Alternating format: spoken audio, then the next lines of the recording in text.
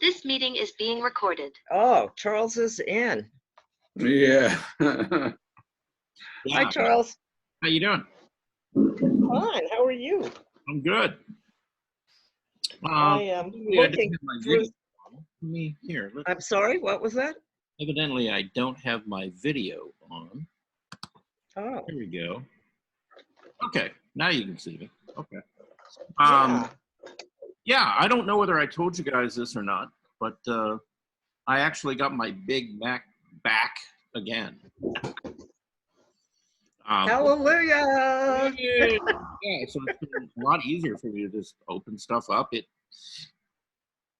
magically Because you're trained to it. Huh? No, You are trained to it. no. It's just I have to be really honest with you.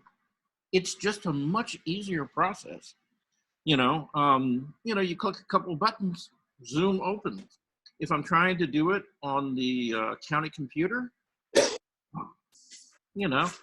it's Maybe it's the county's computer. That's Right. the problem. well, they have so much security stuff on there. They're so afraid that somebody will find out something, for God's sake, or be able to connect to their server or something like that. That it like you have to put in like ridiculously long passcodes, like 4 times, just to get 26 letters long, right? 24. Characters. 24. Oh, okay. Yeah, the Center for Disease Control Security, we're recommending, let's see, probably 8 to 10 years ago, 26 characters. Yeah. And But the people thing were is- saying, what? How do you do that? Right. Yeah, but the thing is, okay, it's like the process of getting on the county computer. So you have to first open up what they call Direct Connect, and you got to log in. You got to put in all your information. Your email address, your name, your password, and answer a security question, right? So you do that just to open your computer. And then right after that, if you have to log in, you got to go to another application, you got to open it, and you got to do the exact same thing, right? And you want to get into your email, guess what? You have to log in again with your email. And it's just Yeah, like, that's just the security issues. Yeah. If you Yeah. could have had the same kind of problems on your Mac if you had to go through all that too. yeah. Yeah, well, luckily, this is not a county computer. I wonder why. By design. Yeah. Yeah, I wonder why. How are you doing? Me personally, I'm good. Good. I found quite a few things as I was going through. I found Mom's sketchbook from quite a few years back. Yay! Yeah, so I'm gonna finish out the last few pages and then go backwards in it, sketching. Yeah, you need to probably go back and read. As I remember, your mother was pretty good at taking notes. Yeah, I just can't figure. It looks like that she was doing some clay notes and she was doing some other things. Yeah. Well, she So I'll only look had through the it one later. book, and she had all of her classes in the one book. Yeah. So it's kind of all over the place, but good notes nonetheless. Okay. That's right. So let's see. We got 6 people. Okay. Where are the rest of you? Do that on the side there. So we got Veronica and John. Hey, John, how you doing? Hey, good. How's everybody? Good. We got Bob and Ilan, Hey. Gwen, and okay. And then okay. Oh, there's Rebecca. Okay. So guess what we're gonna do today? We're gonna draw.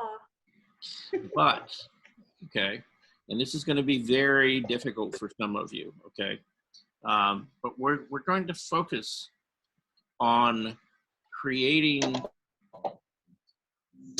soft transitions and tones, okay? That's what we're going to focus on today, all right? So How many of you know how to take a screenshot? To do what? Take a screenshot. I think you all learned Yeah. that the other day. Okay. Oh, yeah. Does anybody not know how to do that? I don't think I can do it on this device. I have a very, I'm still learning as well. And John, you're on an iPad, right? Right. Well, I got a Kindle, a very cheap Kindle. That's what I'm on. And I don't think I can. Oh, okay. Yeah, I don't know It's a about totally different operating system. Yeah, that's not a Mac. Yeah. No, it's not a Mac. Yeah, usually I'm on the iPad. Yes. Okay. Now, do you have your phone with you? My phone, yes, Okay, because what you could do but I is, don't have an iPhone. I have a. yeah, it doesn't matter. You can an still Android take phone. you can still take a Oh screen- yeah, right. I can take a Yeah, you can picture. take a of your picture screen, of yeah. Okay. Yeah, Yeah. you might want to do that. Okay. Because this is something you might want to go back and actually be able to go back and look at and think about. Okay. So Yeah, what- I was in contact with Rebecca McLean, and I was telling her a little bit about the Venetian artist you had introduced us to yesterday. okay. Yeah. Yeah. Was he Venetian or he was from Italy? Yeah, he was from Venice. Was he from Venice? Okay. That's what your notes said. Okay. You did that before. That's what the internet said, that he was from Venice and he ended up in Paris. Yes, lucky him. Huh? I don't And know. then- Venice is not too bad of a place to be. No, And he became a very close friend with Degas. right. And if you Yeah, got to hang you out can with certainly- somebody, Degas would not be a bad person to be hanging out with. In fact, yeah, I'd love to hang out with Degas. Actually, I'd be happy to hang out with any of those guys. I'm sure you could learn a lot, And I was kind of thinking about Was it that last night. It was interesting this morning. I was comparing Degas and whatever his name is. Yeah. We studied, and I like the guy we studied yesterday. Better. I mean, I was comparing. Seemed like Degas had an obsession with women after baths. That and dancers. He was a ballet fan, obviously. Yeah. But I liked was Fernando. Yeah, Fernando Zander, something, blah, blah, blah, blah. Oh yeah, there you go. I think his work very loose, but rendered better than Degas' work.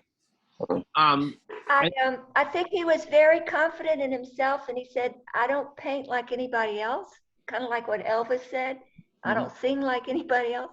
But also, one of his most recent paintings of two women in conversation sold for $850,000.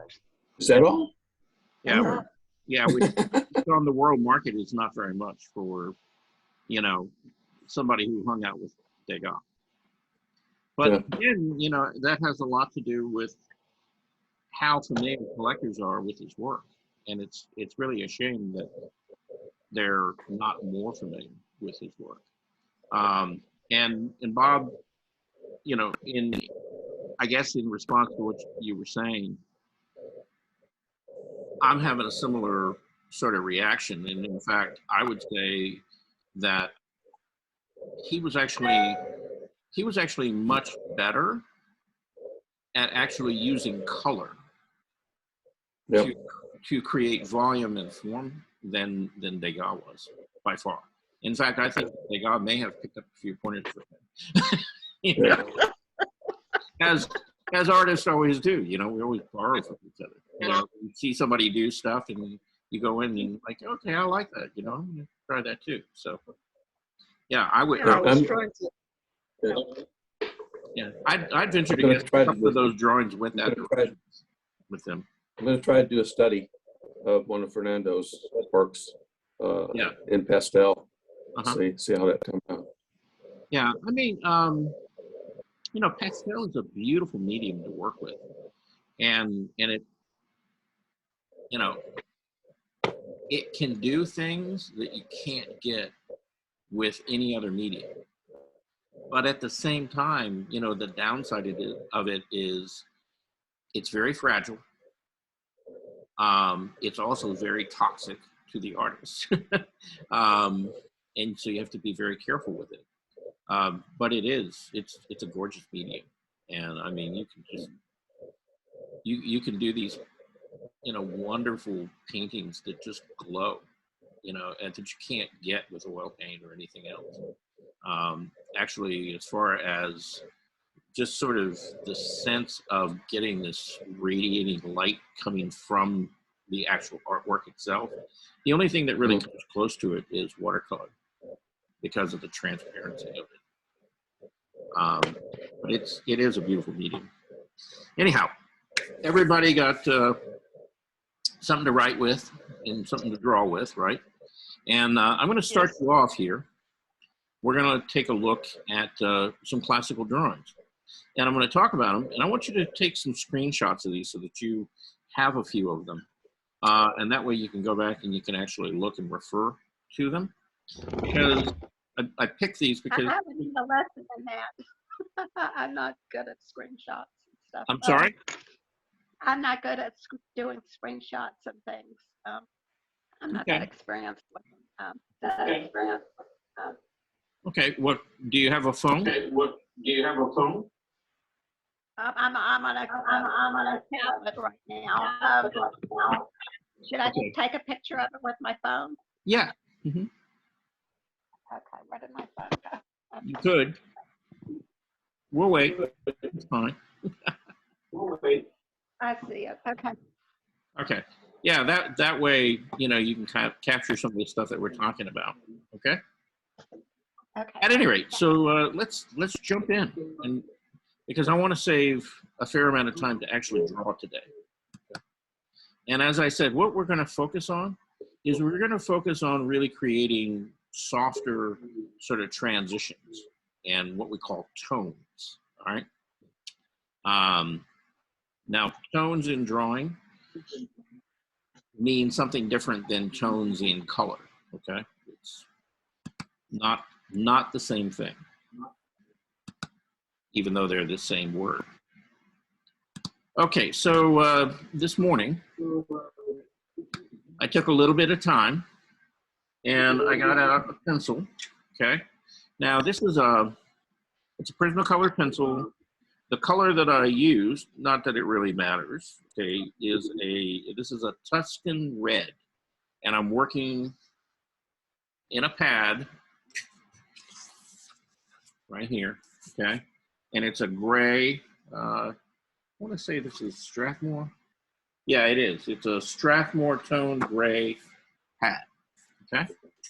So the paper is not white. And, you know, generally, you know, when I'm drawing, I like to work on some kind of tone surface, okay? Just because it affords me the ability to come back in with, say, a light color, and I can do a drawing that will give me more of a sense of volume, okay? So let me explain to you exactly kind of what's going on here, okay? And we talked a little bit about this yesterday, and, you know, we have many times. But one of the problems that a lot of you have is being able to create a gradation, okay? Something akin to this, right? And, you know, I really encourage you to take whatever you're drawing with, okay? And practice, you know, practice. You don't have to draw a thing, but just kind of create a gradation. You know, it's like, how do I get a light? You know, how do I get a middle light, a mid-tone, a middle dark, and a dark, right? If you can begin to create 5 values with that tool, you know, being a pencil, whatever you're drawing with, then really you can draw almost anything. You know, there's nothing out there that you can't draw and render into a three-dimensional form. And that's kind of key, is being able to create, you know, 5 values, and to do it in a way so that there's this soft transition. You know, there's not these hard edges and breaks. Okay. So, you know, I did a gradation. After that, you know, I wanted to draw a circle, and I wanted to make a comparison for you of a circle drawn in line versus, you know, a sphere drawn in tone, right? So as you can see, you know, this looks roundish, okay? And does it seem to have weight and volume? Yes. Not much. Well, it has some, but what is it relying on to kind of create that illusion? The bottom line. Yeah, really the outline and how the outline changes around the form, okay? So what this kind of suggests is that the light is up here hitting the object, and that, you know, there's more light hitting this edge than there is this edge, correct? Yes, no, maybe? Yep. Correct. All right, anybody think that the light Yeah. is from the bottom? No. Okay. No. All right. All right. So then if you do this same exercise, but you try to do it in tone, you know, or value, then you might get something like this.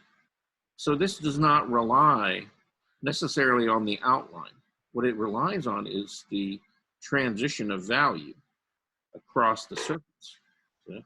And it tells you basically the same thing, you know, that the light is coming, you know, from the upper left hand, slightly forward of the object because it's casting the shadow behind it, okay? And you get 5 values, right? You get, you know, really what we would call the light. There is really no highlight on this, but you get the light, you know, you get the, what we call middle light, right? And then you begin to get the mid-tone out here to the side, and that transitions into the dark or shadow, which is, you know, the overall, you know, middle dark value, and then the darkest value, which is really what we call the core shadow. Okay. And that's kind of how it works on a round form. You know, you have to have at least 5 values. Now, what ends up happening, because the core shadow ends up being darker, is that on the shadow side, you can really break it into 3 areas. You know, the overall shadow itself, the core shadow, and then what we call the reflected light, you know, on this side. So as you look at a round form, a lot of times, you know, you'll get this reflected light, and I'll try to point that out in some of the things we're going to draw today.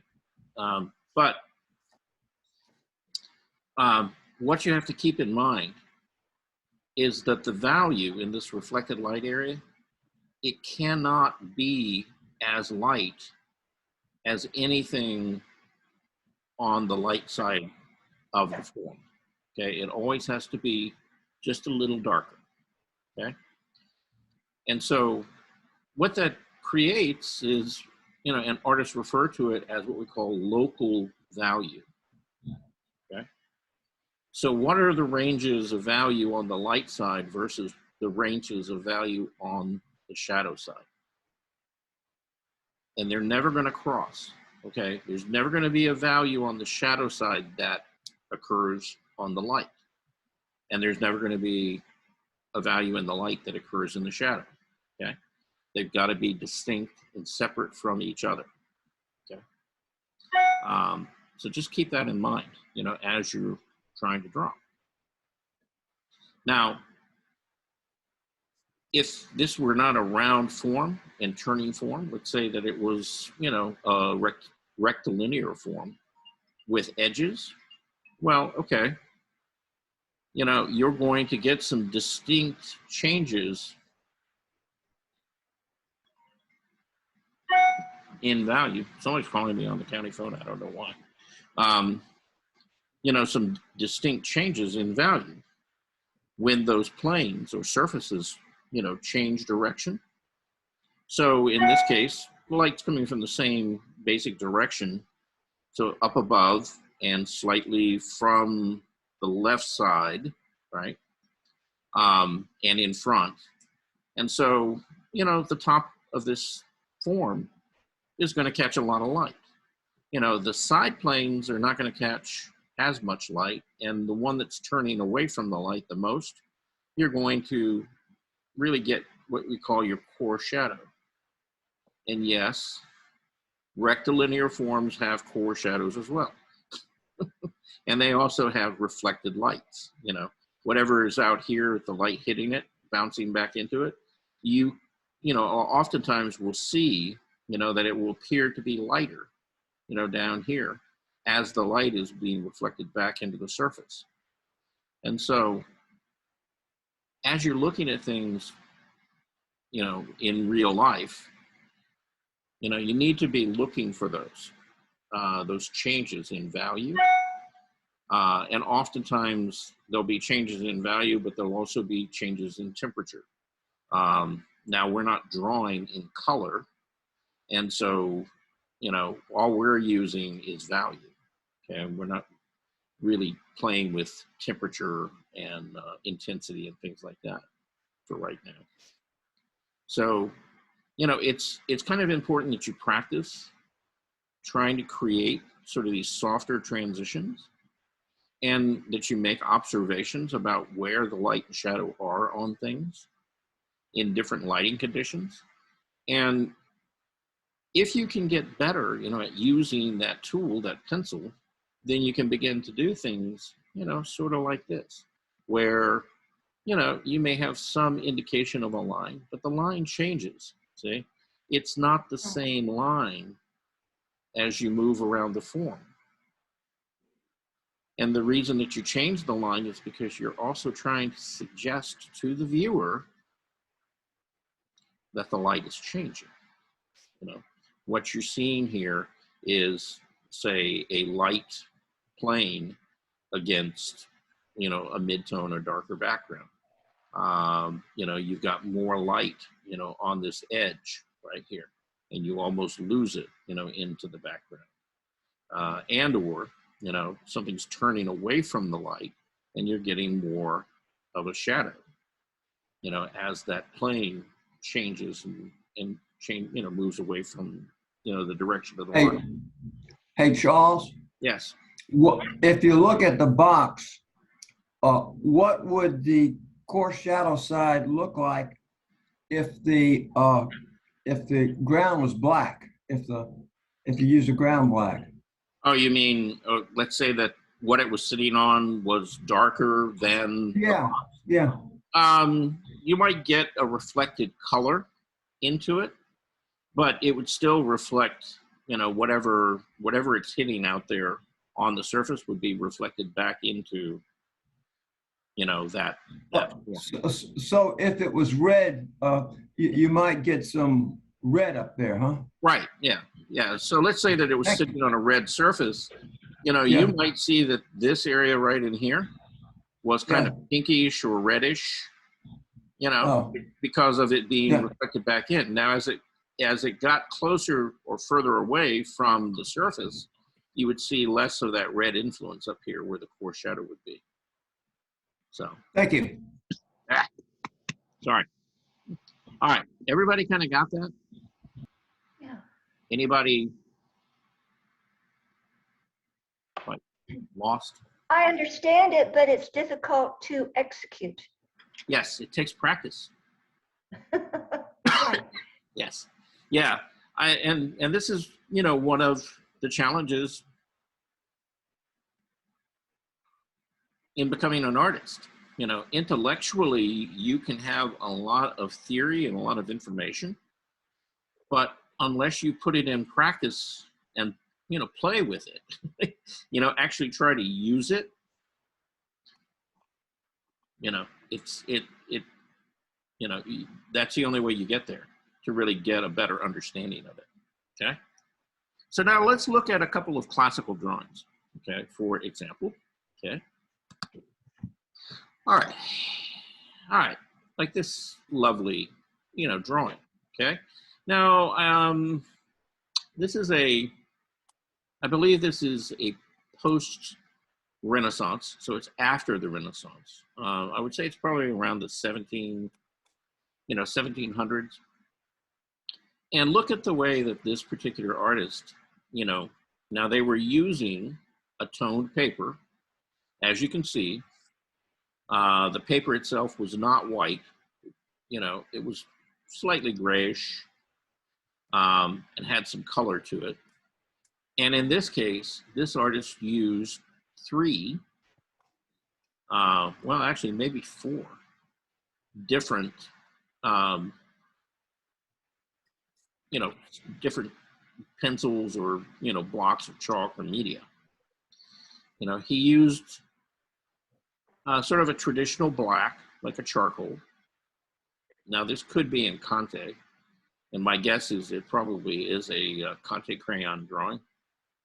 And so, you know, he used, you know, kind of a traditional black, but he also used kind of a reddish, like a sanguine block as well, kind of more brownish. And so automatically you get a difference, not only in the value, but also in what? The temperature, right? Warmer, cooler. Along with that, he also used a fairly light, but very cool gray piece of chalk. And he used white. And those are the, you know, the 4, you know, colors or different, you know, tools that he used in this. And he used them to pretty good effect, because if you look at this form, you know, does she feel like she has weight and volume? Yes. Oh, yeah. Yeah. Definitely. You know, she feels fairly solid, right? And you have this sense of, in particular, like in the hip area and around the leg and around the arm, not so much in the head, you know, but you feel that volume, you know, moving around the form, don't you? The only reason you actually get that sense is because of the way that he controlled both how he used line and tone or value. Okay. And Charles, question. Would you point to a place on that drawing that is the original color of the paper? yeah, this area right here in the skin. Right. Yeah. And so the blue that I see, the blue is something that he's added. Yes. Okay, thank you. Yeah, that's that light gray, blue gray piece. Right. Of yeah, and he did that because he knew his paper was warm, and so he picked a cool gray chalk to contrast it. And so you see he's working both with value and temperature here to create this sense of form. Now, do I want everybody here doing that? No. Okay, we don't have to go that far. You know, right now I want you to work on gradations, right? Creating a range of value or tone, if you will. And, you know, being able to create, you know, these soft, you know, transitions. Now, if you want to work with a dark medium and a light on a toned piece of paper, that would be great. If you want to work on a white piece of paper, you could do that as well. And it's a little different process. And you can either build up values, and to do that, you know, you're going to lay down, you know, these soft passages of, you know, gray. Let's say you're using graphite, and, you know, you might take a paper towel occasionally and actually rub the whole drawing back, which will gray the paper, and then you can take an eraser and pull out the lights again. And that's kind of the process I would probably suggest for most of you, okay? Now, as you're laying these passages of gray down, and you're working with a black graphite pencil, right? Obviously, there's two things that's going to affect how dark or how light that passage is. And one of those is pressure. Are you pushing down real hard in that area, or are you just lightly letting the pencil kind of scrape across the surface?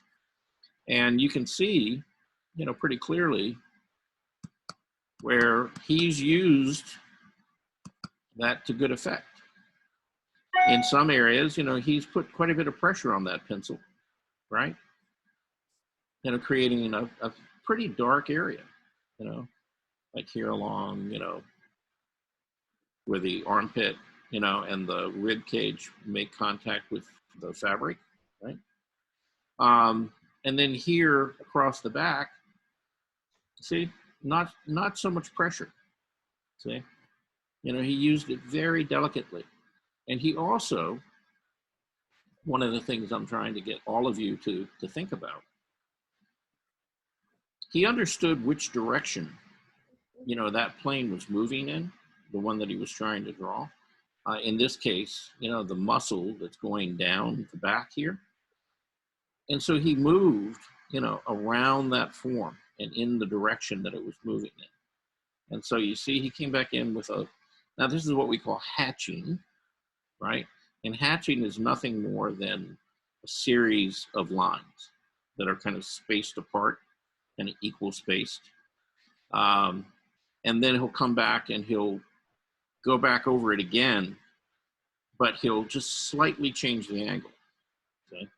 So where one might move this direction on the first passage, he might come back and, change the angle just slightly on the next passage.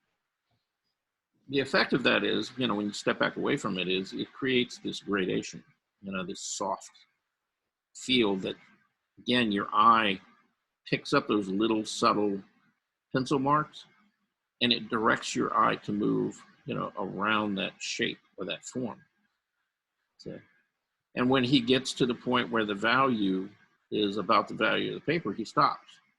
And then he picks up with the white chalk and he does the same thing. So, again, he's laying that chalk down, moving in the direction of the shape of the form. Okay. And the overall effect is that you get this sense of volume. Okay. Now he did it in, using a process, like we said, called hatching. There are other artists and they take different approaches, right? Say this artist right here. And let me blow up a section of this. You don't see a lot of hatching there, do you? You see some where maybe he took an eraser or a light piece of chalk and he worked back into some of these tonal areas. Again, moving in the direction of the form, see? And it changes, depending on which way the plane is moving. And so it gives you this sense of volume. It's showing so much pixel you can't tell what it's doing. Yeah, well, it's soft, see? Because he probably laid it down a lot like the other artist, but then he took his finger or stump or something like that and he blended it. Okay? He rubbed it, until he, built up this change in value or tone. Okay. Now, oddly enough, if you look at this arm, doesn't that look, a lot like what we looked at right here? Yes, yes, it does. Yes, Yeah, you see the similarity? Okay. Because the same thing is going on. You see, he's creating a gradation. as it moves around the form of that arm. And so here's your reflected light. You know, your overall shadow, you know, is here. But here's your reflected light. Here's your core shadow. Okay, when you get onto the light side of the arm, you know, you get the middle light, you know, out here. And then it gets lighter or lightest, really, as it comes close to that core shadow. So, and that gives you that sense that, oh, okay, that's turning. It's not flat. The same thing more or less happens really across the whole abdomen here, right? So your highest point of contrast is really right here. Right there with the navel and then, you know, the abdominal muscle come together. And see how that pushes this area forward and that on the sides, you know, those begin to kind of sit back a little bit. And again, it's a change in value. You know, the paper is flat.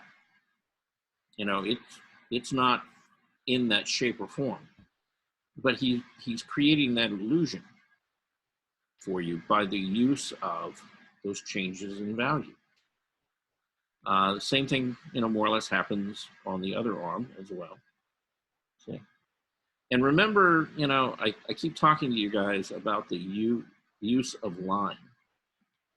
You know, now line is not my strong suit. Okay, I am not one of these people who are what you would call a linear artist. Okay, you know, I relate mainly to mass and tone, right? And I paint that way, and generally I draw that way. But if you learn how to use line, you know, you can say almost anything that you want to say. And let's just say that all, you know, the distance between here and here, let's just say it was all a value like the paper, okay? And that there was no shading or no tone in there. This would still work. And it would still work because look what he did with the outline. See, darker, yet, you know, I mean, a little sharper, you know, a little more defined than out here, you know, on the soft part of the muscle. But you see how the line gets blurry and almost goes away? And then when it goes back into a line, it's not nearly as thick and it's not nearly as dark, you know, as on the inside of the arm. And so what he's trying to tell you is, again, all right, there's an edge there. All right, you know, that's the edge of the form, but it's catching some light.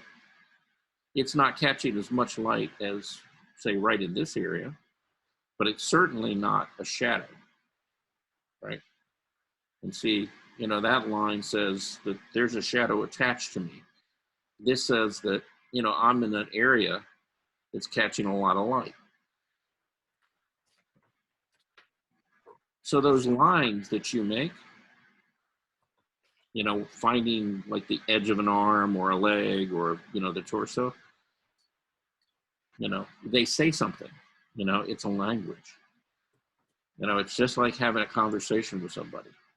And rather than having to describe in detail that, well, you know, this line is darker and thicker because there's a tone attached to it. This line over here gets lighter or almost disappears because that's the direction the light is from, and that edge is lighter in value. Rather than having to say that,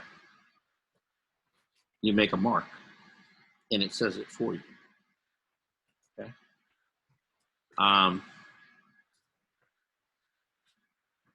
You know, and this is a, you know, this is a pretty classical academic drawing. Yeah. Now, when we get to,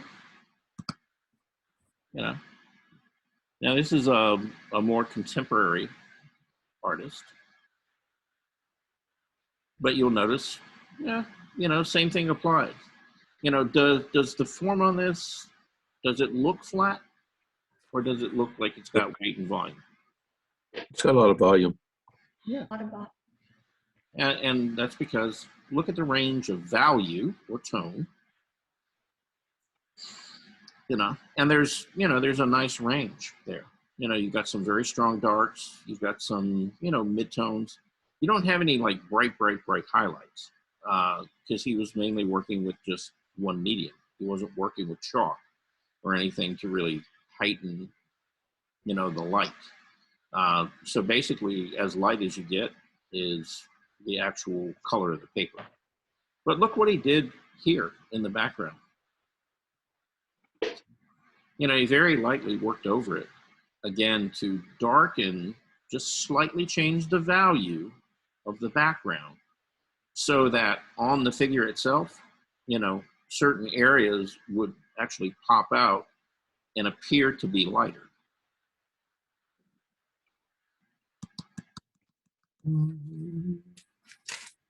So when, you know, when we look at, you know, how all of this got laid out, all right, he's using line. Okay, so he's using an outline.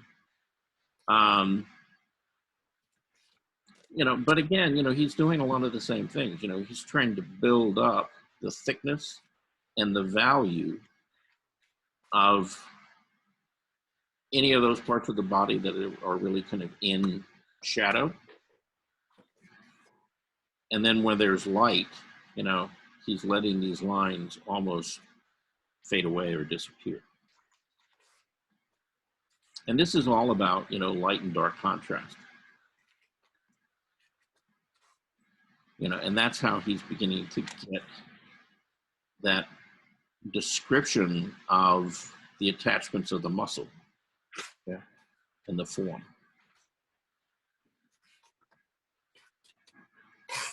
See, notice how strong the line is here on the back of the neck.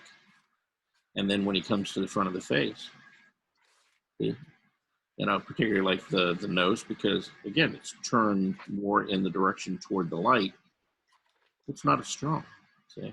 So there's variety in his line work. And that's where I'm trying to get all of you, is to understand that line that you make means something. You know, you can communicate more with it than just the idea that, oh, okay, here's the outside edge of an arm, you know, or a face. You can begin to tell people more about, you know, how soft that face is, or how much light or shadow it's in, you know, just by whether you put down a thick, heavy, dark line, or whether you put, you know, a very light, whimsical line, or something that's very sharp, or something that's very soft. So the more variety you get, you know, the more of that illusion that you build up of form. Now, this is a classical drawing. I believe this is by Ingres, who was a French academic, and probably one of the people that the Impressionists had it in for. And if you look at this drawing, Ingres was an excellent draftsman, you know, no dispute about that. You know, he really understood anatomy. He had full command of using value and creating form. And this is probably, it might be a charcoal, you know, it might be a Conte drawing, I'm not sure. But, you know, in sort of the academic fashion, you know, one of the things that in a lot of these academic, it's Friday morning, I can't talk. These academic drawings do, and I don't necessarily agree with, is they really emphasize line over tone. And particularly the fluidity of line. And in a lot of cases, they flatten the drawing out. And this is an example of, you know, this could have been so much better if that outline were not as strong. Mm-hmm. So, you know. But you know, he did it because he wanted to emphasize that face. You know, he wanted you looking here. He didn't really want you looking, you know, all over this place, you know, in the hair and back of the neck and stuff like that. He really wanted to emphasize, you know, her features of her face. And I understood, you know, why he did it. I don't necessarily agree with, you know, that it needed to be done that way. And I think this could have been a much stronger drawing if the value would have changed, you know, along the outline of the face. So you see, I'm And showing you said you. his name, what was his name, Charles? It's pronounced Ang, but it's Ingres.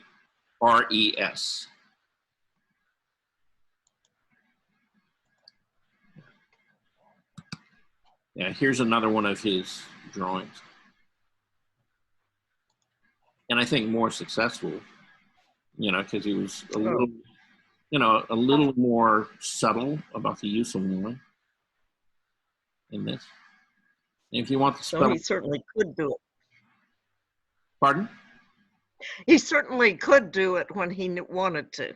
Oh yeah, absolutely, yeah. No, he was, you know, I mean, the guy knew what he was doing. You know, you know. I mean, I have an immense amount of respect, you know, for him as an artist. You know, he did some beautiful things, and you know, he was a very, very good teacher. He influenced a lot of great artists that came after him. Okay, so here's an interesting and fun subject that we all just love: hands. Okay. Now, I believe this is from Leonardo da Vinci. We are learning to love. Pardon? We are learning to love. Learning to love. Okay, learning to love. Okay, yeah. But again, you know, now you have to keep something in mind with Da Vinci. This was not charcoal. This is what you call silver point. And along What? it's called silver point. Silver point. Okay. Silver point. A long time ago, people didn't have pencils. They didn't have graphite. They had charcoal, but charcoal was kind of a crude medium. And the problem with charcoal is that if you drew or wrote something in a book, that before you knew it, it was on the other side of the page, right? And so they developed this method of drawing called silver point. And you could really do it with almost any ferrous metal, silver, gold,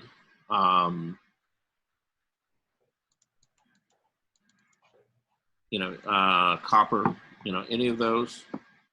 And what you would do is you would take a piece, and also, you know, they didn't have paper as we know it today. A lot of this was done on parchment, and parchment is an animal skin that has been, Oh, yeah.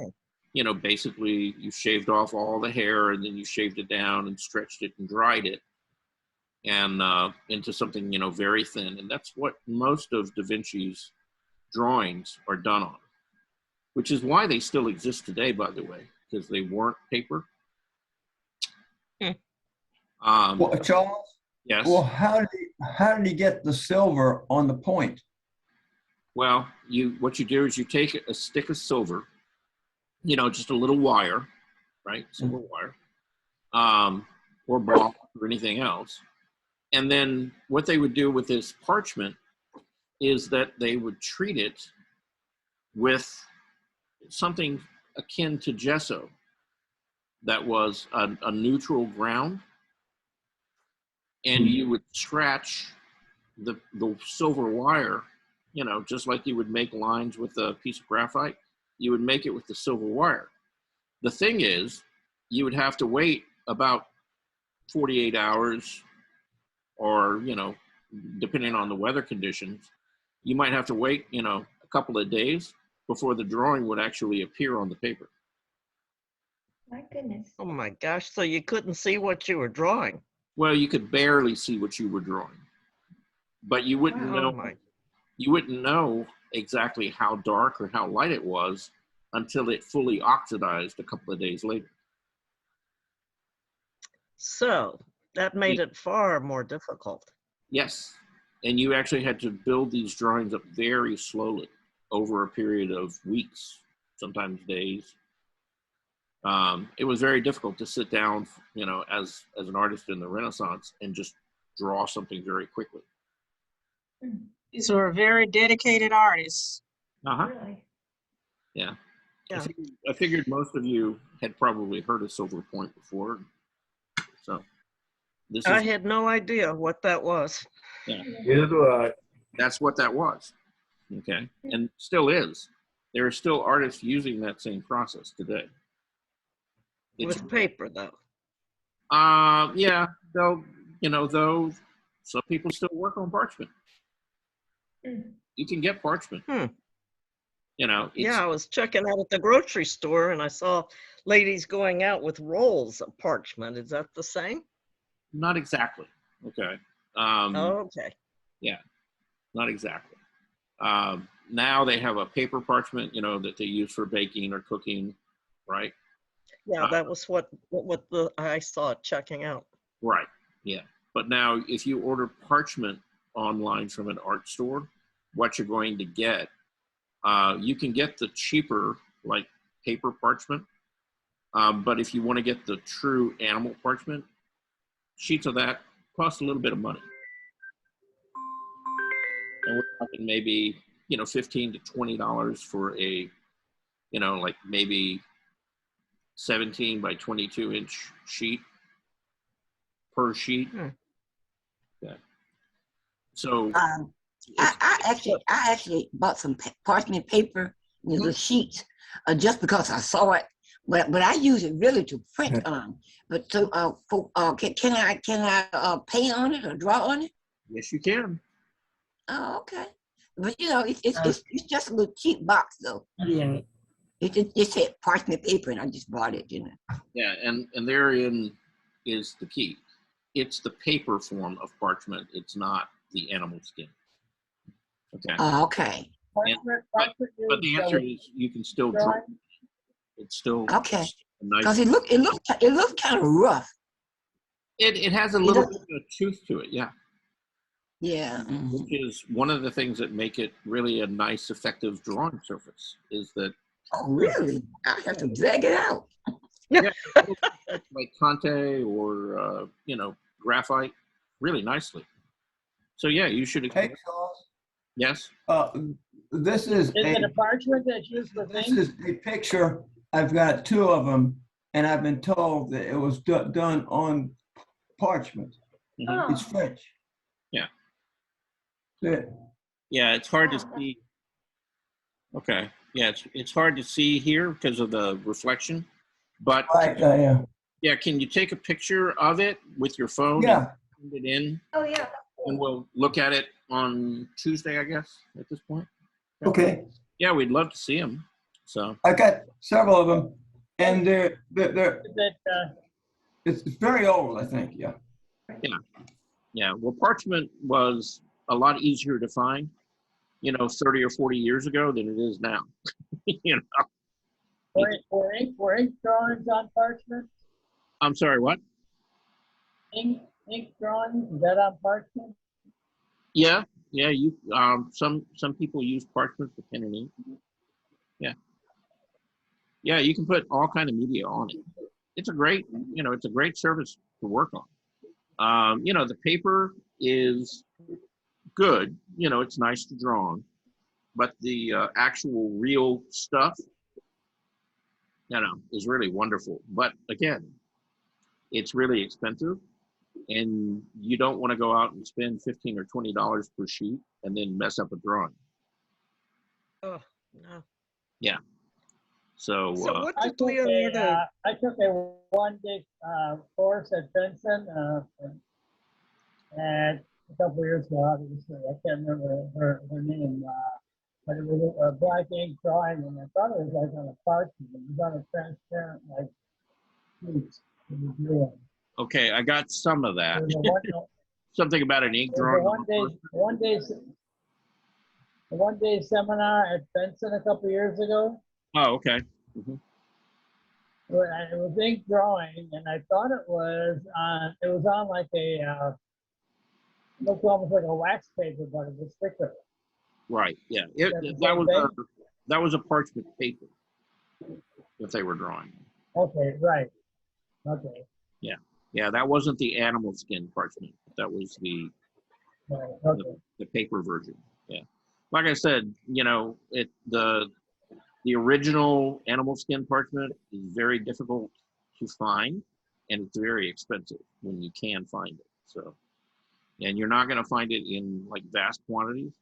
And one of the things that a lot of artists who do work on parchment, you know, the actual parchment, one of the things they like about it is the fact that, you know, it's not a perfect even surface. It has imperfections in it, and you know, that's a plus, not a minus, actually. So because it tells you a lot about the actual material that was used. Okay. Yes. Yeah, I had a question on Leonardo's use of white on that. Do you know how he came back and put on the white? What white it was? Yeah, he used a chalk. Okay. Yeah, he would highlight his pieces with a chalk. Uh-huh. So he could see that more quickly. Well, because the parchment, as it aged as well, would change color, and if he wanted to keep those clear, he'd put that chalk on there, which would stay bright and neutral. Okay. Mm-hmm. So, okay. Yeah, I see Doris behind you. Doris is there. There you go. Yes, I know that painting. Yes, you do, intimately. Yes, Kelly was here a couple of days ago when she was showing them the 10-month-old. This is your great grandmother. Well, I'm glad to see that you have it up. Okay, so look, we're going to jump in. Charles, they normally use parchment paper for when they're making strolls and when they're making certain kind of certificates for people. Yeah. You know, this is a parchment, and it's a stroll, and it's handwritten. Uh-huh. The writing on there is hand. And, right. And this, I think this one was made by Sass. You remember Sass used to do the calligraphy? I mean, the calligraphy at Benson. Right. She did this stroll on some parchment.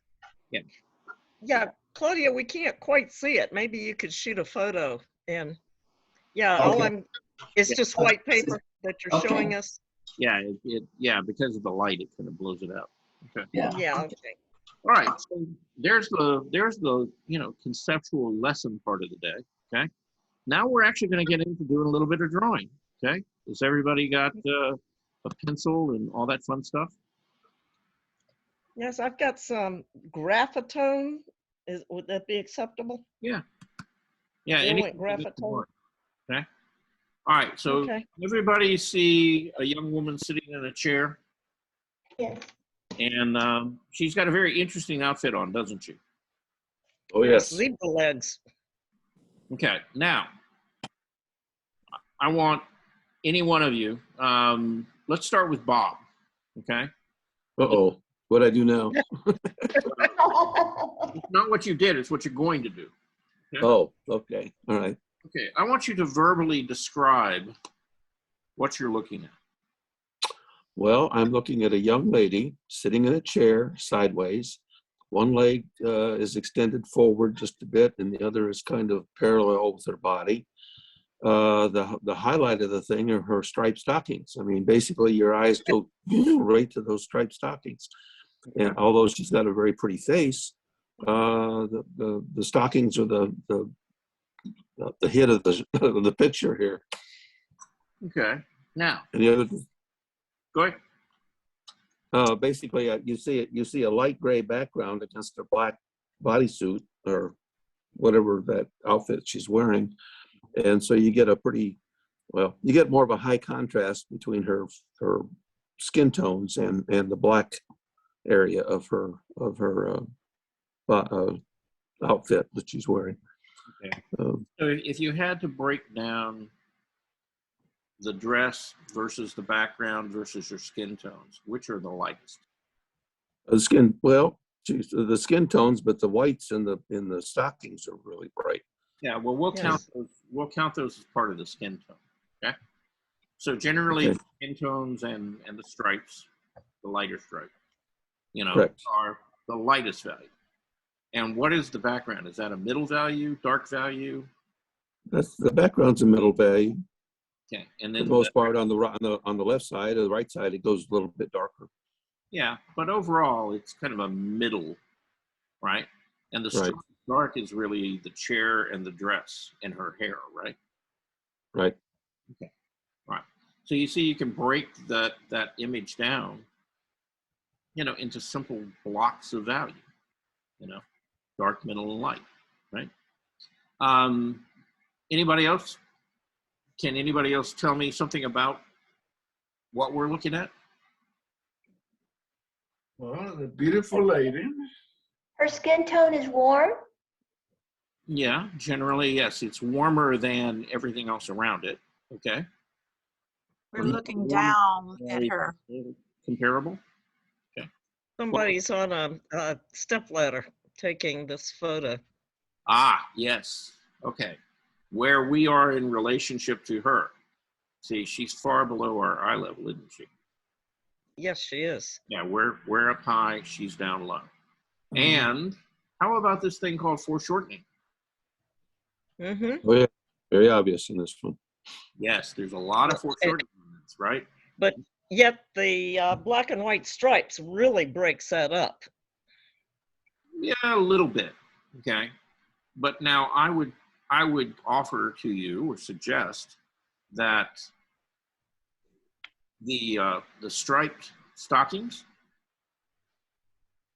look at how they go around the form.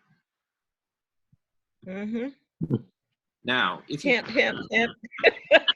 yeah, if you can, instead of striped stockings, what if those were pencil marks? Describing the contour or the shape of her leg. Okay. That would give you a pretty accurate description of, where the leg was kind of swelling, there was a muscle, or where it was, curving away from you, right? And you can see, because of the stripes around the leg, right? Mm-hmm. Okay. So you see, what this photographer has done is he's used those striped stockings, and, he suggested that there's form there. Now compare that to, say, the outfit that she's wearing on the rest of her body, which is black, right? You don't see any form on that, do you? Or very little. Yeah. Very little. Yeah, it's all basically kind of a dark mass if you squint your eye down.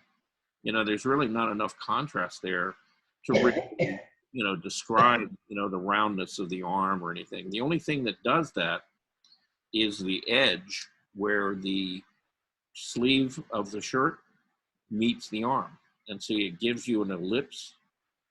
Yes.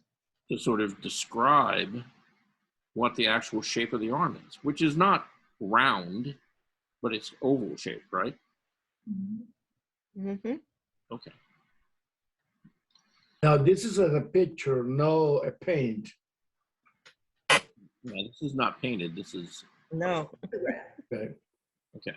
All right. So now I just wanted to use this as an example because, again, I wanted you to look at the foreshortening. I also wanted you to look at, how things in the environment around her, the things she's wearing, things like that, actually help kind of key in what the volume and the form is doing, right? Now, we're not going to draw this, okay? Thank goodness. No, we're going to draw some things that are much more subtle, okay? Subtle as far as those indications of form, but you're going to have to look for them. And that's where the hard work begins, okay? Are we gonna draw it today? No, we are. We're getting ready to start. Don't We rush have an him. hour. Don't rush him. I'm enjoying the class. Don't rush him. Well, you know, Bernice, I hate to tell you this, but the party's over and we're going to start drawing. All right. So, you know, we got an hour. I was going to try to do 5. We're going to do 3 20-minute drawings, okay? All of them will challenge you because they will all have foreshortening. They'll all have light and shadow. Now, again, I'm going to say this, and I want you to listen very carefully and take this to heart. I'm listening. I don't care if you finish the drawing, okay? It's not about getting the whole drawing complete, all right? It's about whatever you take on. You know, you might just draw an arm or a leg or something like that. But if you draw it well. Think about what you're doing, how you use line, how you use tone, how you lay the tone down on the form, right? To describe the fact that it's not flat. Okay? Everybody understand that? Yes, yes, sir. Okay. All right. So, you know, I don't want to hear any like, you know, well, you know, we didn't have time to finish the drawing. Doesn't matter. Okay. Take the 20 minutes, use it, learn, practice, get better at this thing called drawing. Okay. That's the bad part. Get better. Yeah. Well, you know, you only get better by doing it, right? Yes. Okay. All right. So again, we're going to do 20 minutes. Let's see. There we go. Okay. We're going to do 3 20-minute drawings. And again, take a minute, really look at it, think about it. How much do you want to draw? Okay. Where do you want to focus on? On this particular photo? No, not on this. Oh. All right. Is everybody ready? Oh, and I'm going to play some music in the background since I got my Big Mac back. So, okay. All right. So Play something exciting, but it's dull and boring outside. It is. All right. Yuck. Well, this is the first drawing. Yeah. First drawing. Okay. You ready? Let's get started. You got 19 minutes and 57 seconds. Make it a little bigger. A little bigger? I don't think you can make it bigger. I'm out of screen. Let me see if I'm. Okay, I just switched the screen around. Okay. You got it? So we pick what we want to draw. Yeah, I mean, you don't have to draw the whole figure. You could draw just her arm, you know, or her hand on the top of the seat. You could draw her legs. You could draw the whole figure if you want. It's really up to you. Or the bosoms, you know. Yeah, you could draw that too, you know. Whatever, hey, you know, whatever makes your day good and Friday, right? Totally up to you.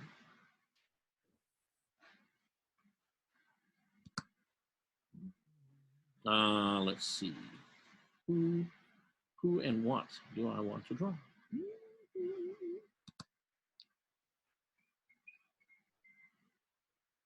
Or play.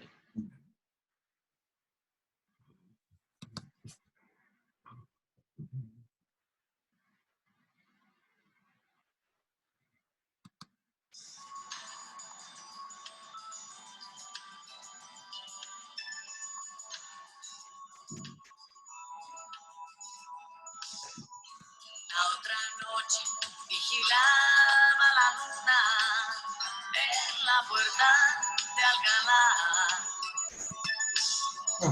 Cuando un coche de color aceituna vino hacia mí y antes de que frenara ya estaban los Stones. Good. disparando. You need to change profession. Say what? You need to change profession and find something else to do, not to sing. I thought you would like this.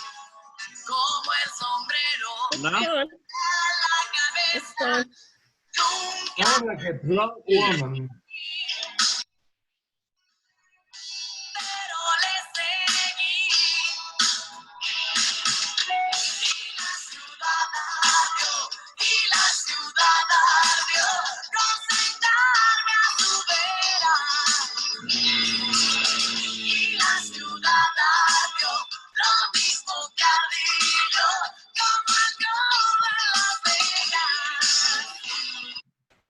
Here, let's do that.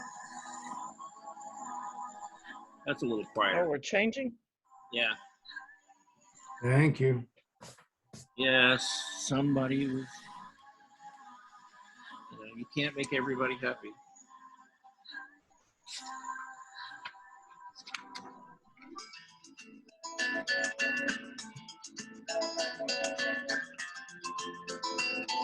So you got 16 minutes and 36 seconds.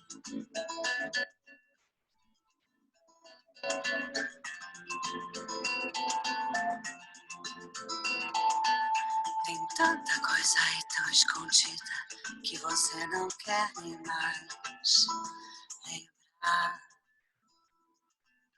Quem sabe, talvez só você queira tanto, tanto esconder. Vai terminar. Tudo era tormento. Deixa isso tudo passar. Vem viver este momento, dos momentos, dos momentos, dos momentos, dos momentos. Agora não tem mais nada que eu possa alcançar. Só dentro do meu peito eu quase paro, eu não paro de me atormentar. Mas deixa isso tudo pra lá. Tudo era um lamento. Deixa isso tudo lavar. Vem viver este momento, dos momentos, dos momentos, dos momentos. Guardar para sempre, sempre, sim. Guardar,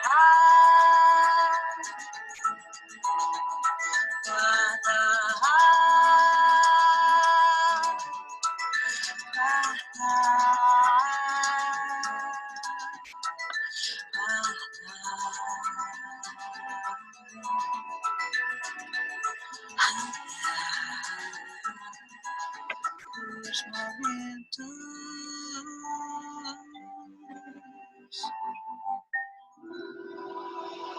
Tudo vai terminar. Tudo era um momento.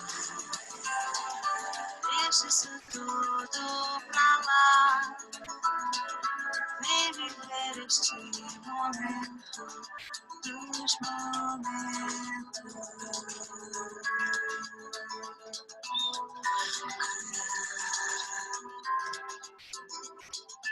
Tem que reciclar, tem que reciclar.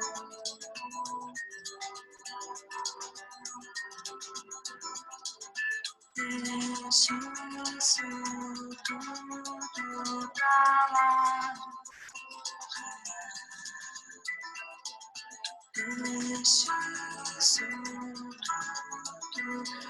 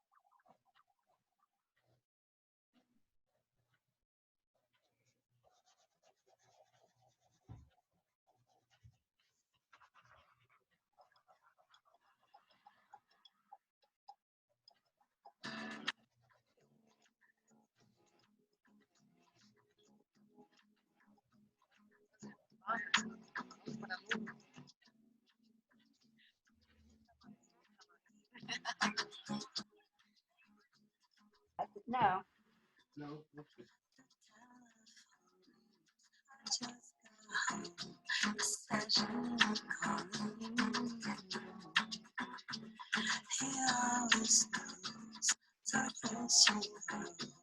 Someone's house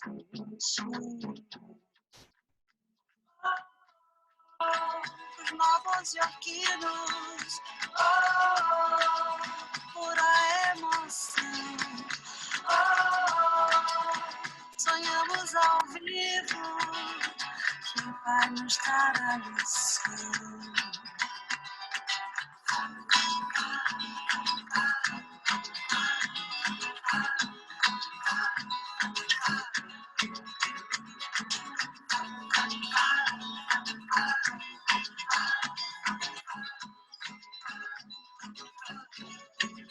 Look, the sun comes up over the highway of lower Manhattan.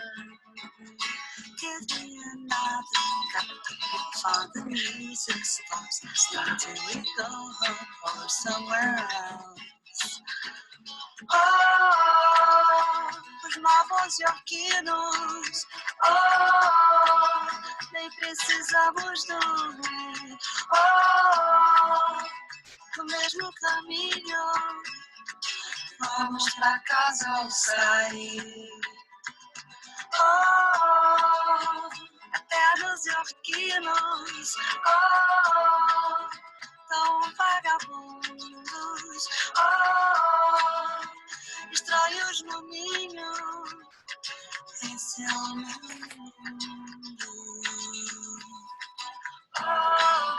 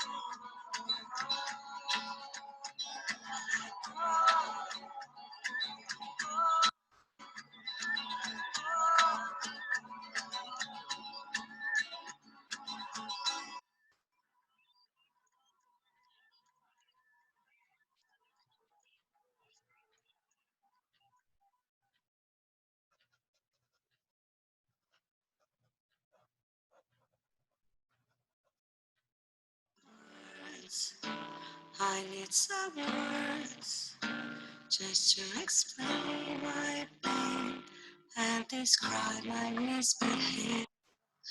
Close, come close to me and gives me something worth, something true I must believe. Why we always have so much held inside? Why does love never end? Oh, why we always go so far on the way when there's nothing to say? Sente perto de mim, escuta aquilo que ninguém quis ouvir. Vem, vou te levar, vou te gostar, te será com esta canção. Why we always have so much held inside? My life won't ever change. Oh, why we always go so far on the way, and there's nothing to say.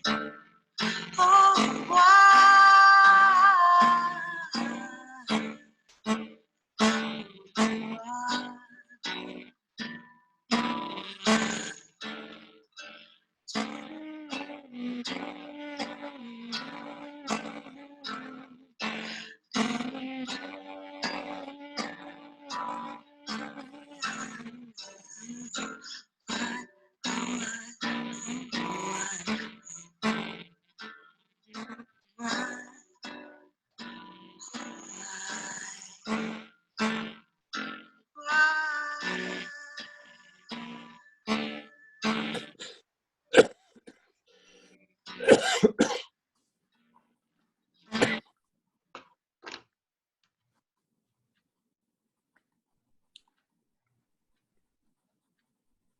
Well,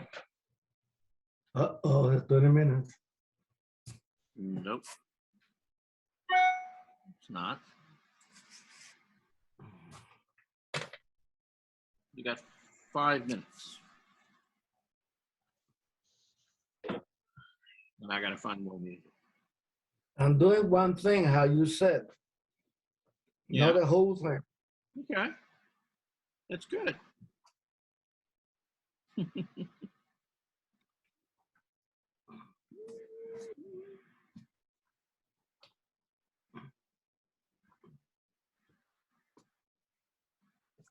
I've forgotten how much I enjoy drawing, Charles.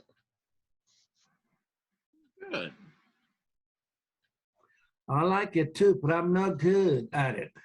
Well, The only way you get better is to keep on. Yeah, but Got to keep on keeping on. I forgot how much I did not know. Did not remember.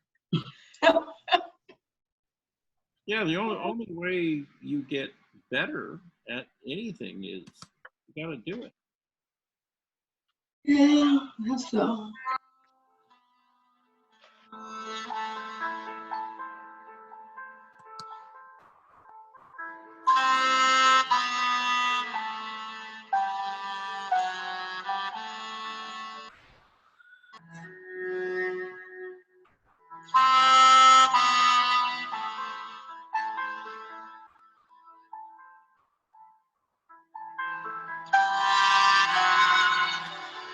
Hey, Armando, I guess my question to you, you didn't come out of the womb walking, did you?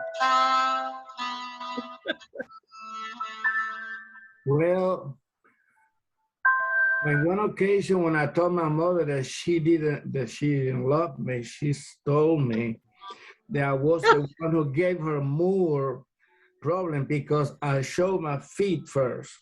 Oh my Oh, now we know.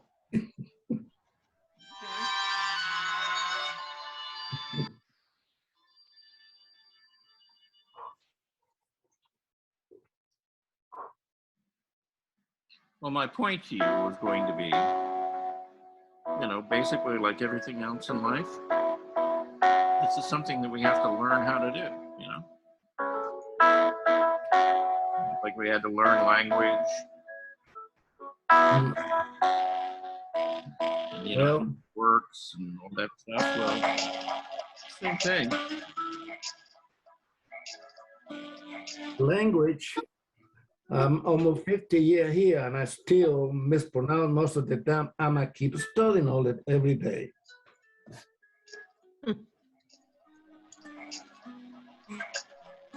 Yeah, but if you challenged yourself, let's say that you had to use language, more often or in a more intense way, you get better at it.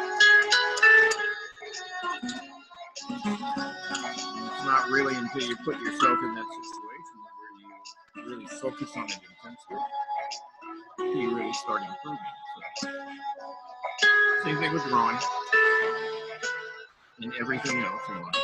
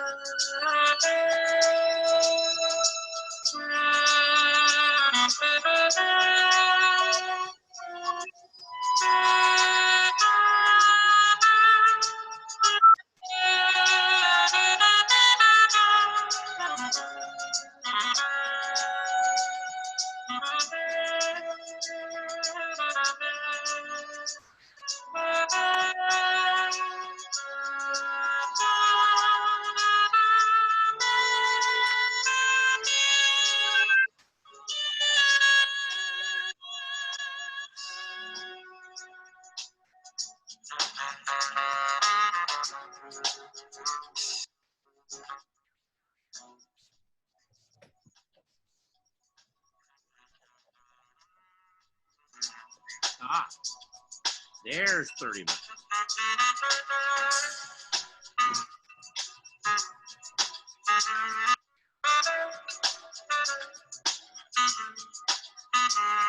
Or 20 minutes, I'm sorry.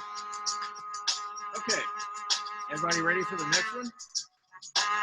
Everybody got a screenshot of this that they need?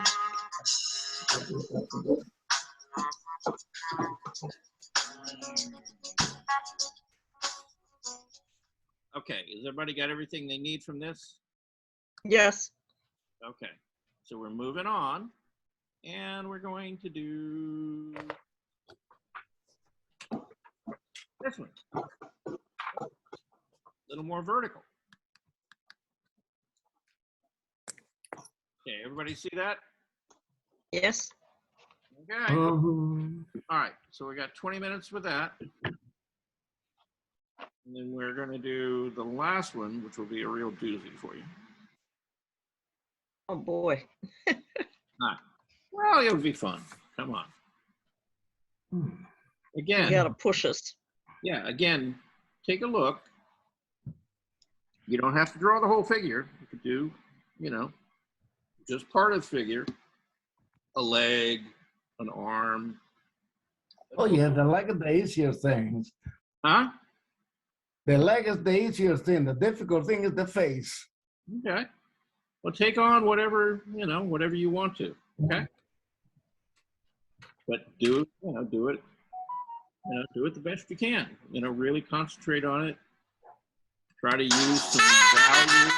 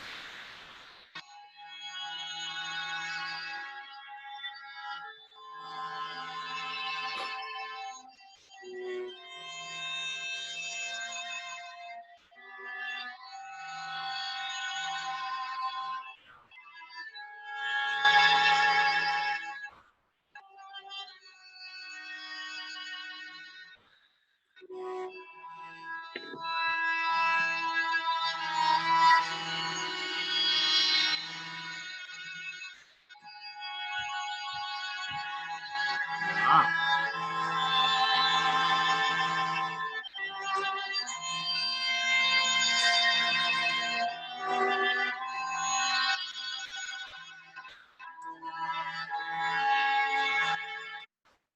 Okay, everybody have fun with that one? Oh, that was nice. Nice one. Okay. Everybody got, if you need a screenshot of that, everybody taking a screenshot already?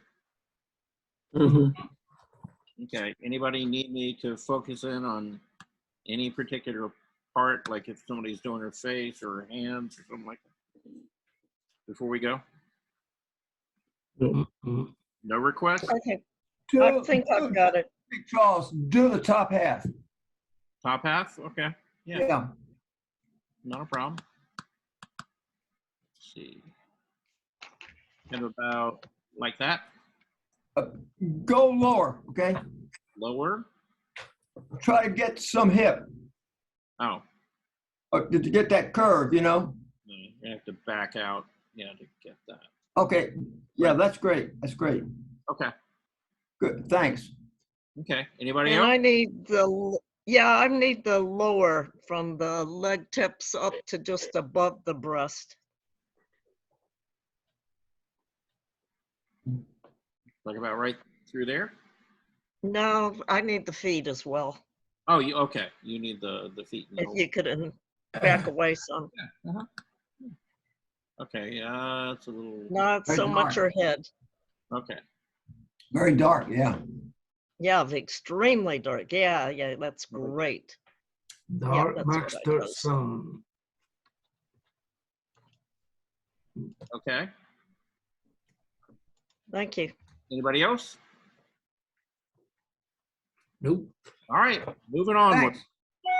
Okay, last drawing of the day. Okay. Now this foreshortening. Oh, geez. Lord. Oh, Lord. Foreshortening. And keep in mind, okay, see, I can't quite get her on the page. I gotta back her up just a little bit. Nope, too much. Back up a little bit. Yeah, it's one or the other. Okay. Yeah. All right. So look for the thing that's closest to you, and then how one shape or form sits in front of the other. Okay? So it's overlapping forms. I know you've never heard of that before, right? Never. Ever. No. Never, never. Okay. So we got really to the top of the hour, which isn't really all that long. It's 11:49 now. Okay. So again, just, focus in on what, whatever part, you want to draw. You don't have to do the whole thing. You could do just the feet, or you could do the torso, or you could do the arm, or, as much and or as little. But do it consciously, really think about what you're doing and what you're trying to say and describe, okay?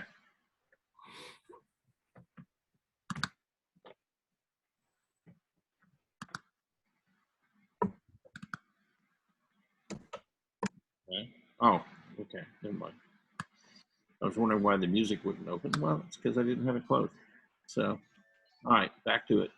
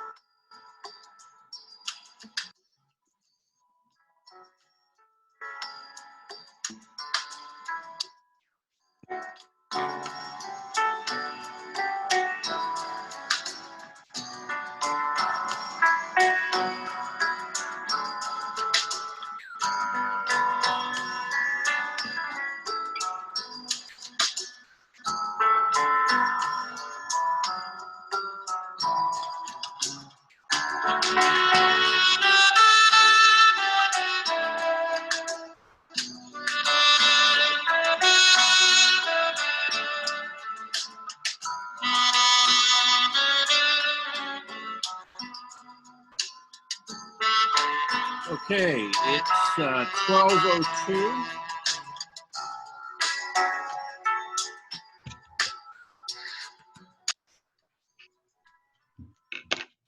All right. Gee, how did that happen? It went by fast, didn't it? But, okay, what I It did. was going to offer is if you want to stay about another 10 minutes, I'll stay till about 12 after, and we'll keep the image up. Anybody want to stay in here and keep drawing, or? Yeah, I'm willing. Yes. Yes. All right. Yes. All right. Well, I'll keep it up there, and we'll just keep listening to music about a quarter after or so. You know, then I'll let you know. Okay. Okay. All right. Sounds fair, right? Mhm.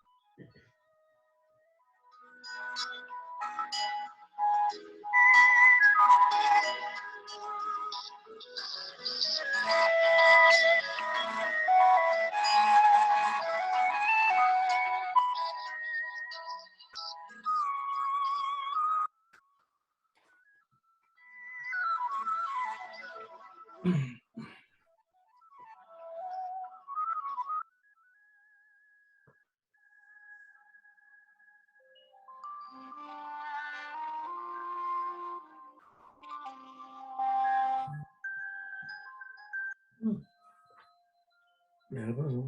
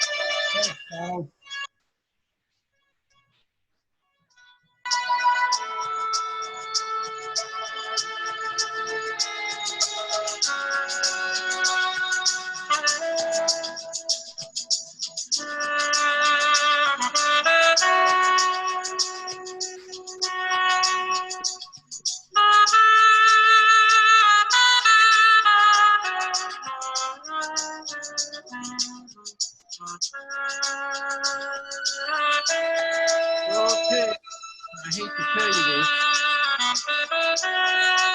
Veronica is a hot food in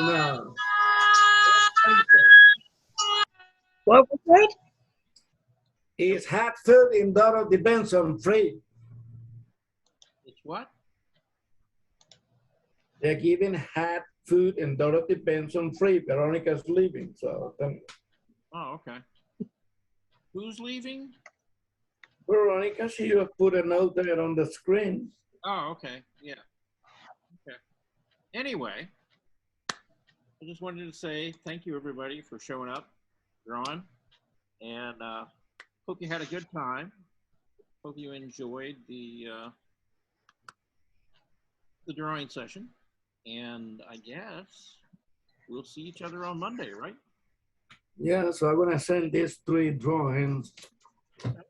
Right. Anybody have any particular likes, dislikes, difficulty with certain things? Anything you want to ask about before we go away? Are Yeah, good. the models on the web, or are they free Yeah. access? Most of these came off of one of 2 sites. One is called DeviantArt. And then, Deviant? yeah, that's actually the title of the website, DeviantArt. And you got to sign up and become a member where you can use it. Does it cost anything? Huh? Does it cost anything? No, no, it's free. And then, Just your security. What's the second one? yeah, Until you're 18. the other is Proko, Proko, and we've Oh watched. yeah, that's a good site. Yeah. That's Yeah. a good site. And they do have model reference and stuff. In fact, I think, well, yeah, it's about half and half. You know, half. Yeah, oh, that Proco guy, he's great. Yeah, Stan Propinko. Yeah. Poco Poloco. At any rate, Charles, can you put the spellings of the sites in the chat box? okay, I can, I suppose. Let's see. Okay. Charles, can you recommend what would be the best graphite or pencil to use for this type of drawing? Personally, Because it's a lot of shading. Go ahead. Yeah, personally, I kind of like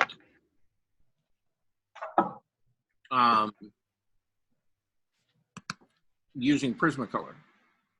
What? Prismacolor pencil. Oh, Prismacolor. Prismacolor. Yeah, and the reason I like it is because if I'm sketching in a sketchbook, I don't have to worry about it. I got Polycolor 12. Huh? Polycolor.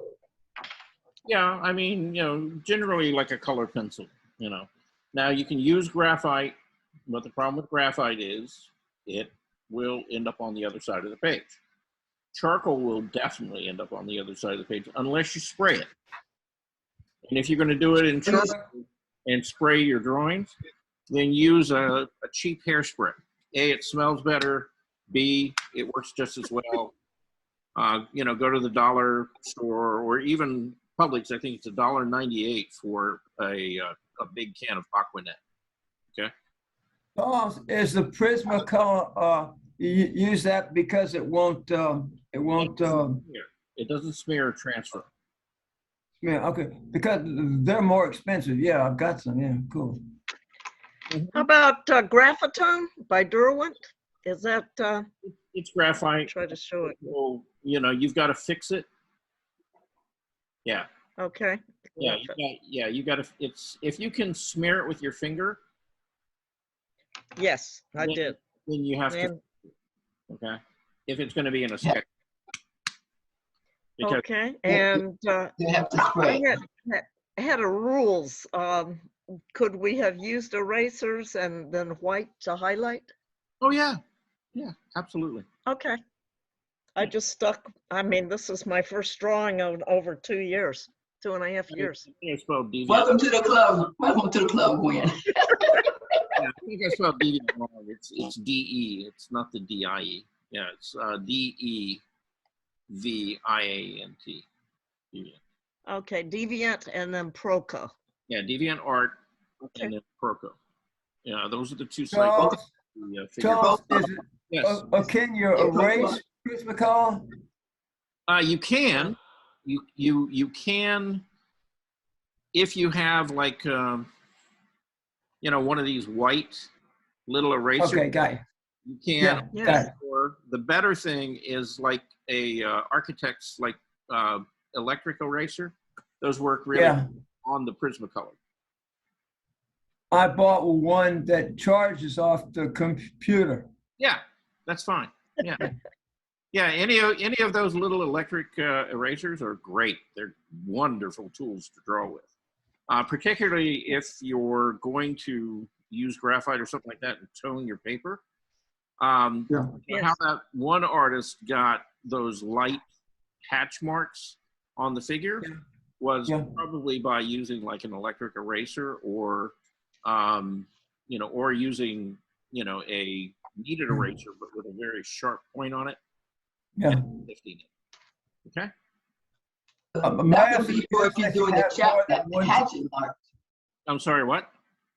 That would be if you're using those hatching marks. Oh yeah, well, yes, hatching and or if you're putting down hatching and then blending it with a stump or softening it, then you can always come back and lift out a little bit with a kneaded eraser or a electric eraser. Or electric what? Electric. All right. Electric eraser? Yeah, like an architect would Yeah, do. battery or electric? Yeah. Yeah. Oh yeah. Oh, sharpener. No, not a sharpener. No. An eraser. Electric eraser. Yeah. Yeah, it's a little Do you have handheld. any recommendations on which ones? Push a button and it makes a funny little whirling sound, and yeah, you can erase stuff with it. It's great. Charles, it looks like this. There you go. I turn it upside down. It's Thank you. helix. Turn the other way. Turn the other way. Turn it around. Other way. It's upside down, Brock. Brock, talk. And everybody else be quiet. I can't see anything, bro. Brock Okay. Helix. needs to make noise. Okay. Brock. I see it. Yes. Okay. Thank you. Just keep talking. Okay. You see it? Yes. Okay. It's just about $7 on Amazon. Okay. Thank you. It's cheap as dirt. Yeah. Okay. Well, Not my dirt that I have to pay for. not quite. Is battery powered, Brock? Yeah, and it is, and it lasts a long, long time. I mean, forever. Yeah, but you can charge Okay. it on a USB port, right? Not this one. My sharpener I can, but this one just runs on batteries. But it's only like $7, Right. $8. Yeah. Okay. Did it come with a battery, or you have to buy a battery for it? It's just like a AA. It goes with instructions. I'm kidding you. Okay. I don't know. I can't I remember. know you have the AA or AAA battery for it. You have to- I swear I don't know. I'm not even opening it. I guess so. Okay, God forbid it be one of those little round ones you never heard of before. I know. Yeah. To go to the, Look, I bought the first electric eraser I bought was probably 40 years ago. They were not cheap then. Well, actually, yeah, they were about. It's probably about the same today. I bought a little Sakura electric eraser. It was about $28, and I Oh, bought that's it. not bad then. Yeah, and it runs on AA batteries. You put 2 AA batteries in it, and it does Double A. forever. It's double A. AA batteries, thank you. Yeah. And I got this because Charles suggested it about 1.5 years ago. They're great. Yeah, it's a great drawing tool. What do you use, Charles? Well, I've got about 4 of them, but Oh. I've got that old Sakura that I bought almost 40 years ago. Still takes AA batteries, still runs, and then I got 2 or 3 new ones that you can actually charge by plugging it into a USB port on your computer. And what are those? What are the brand names for those? Oh, I don't have, Always love something I can do with the computer. yeah. Yeah, I don't really know the names right off hand. Okay.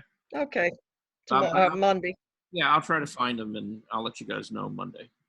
But you know, Okay, they're not, well, in fact, will that, Yeah. will that erase graphite, also graphite and Yeah. pencil both? they'll erase anything.